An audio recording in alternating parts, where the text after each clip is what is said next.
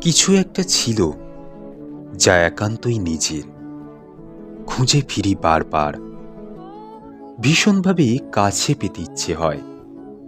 ঠিক তখনই এক ঢেউ ভাঙার শব্দে আমাকে দূরে সরিয়ে দেয় বারবার। একটা ভীষণ রকমের অস্থিরতা নিয়ে দাঁড় করিয়ে দেয় এক মধ্য আকাশের নিচে। দূরে ওই নদীর ভাঙনে নিঃসঙ্গ নদীর নিস্তব্ধতা মনটাকে ভেঙে গুড়িয়ে দেয়।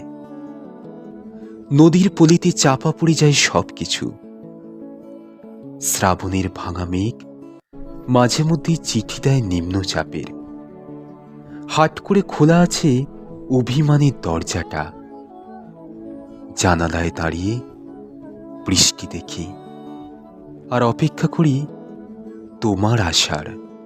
ঘূর্ণিমায়ার অন্ধকারে মিশে দেখেছি জন্মকবচ ভালোবাসার কোনোদিন মৃত্যু হয় না। নমস্কার বন্ধুরা, আমি রিজু রায়। এতক্ষণ যে কণ্ঠটি তোমরা যে শুনছিলে, এটি আমি রিজু রায়।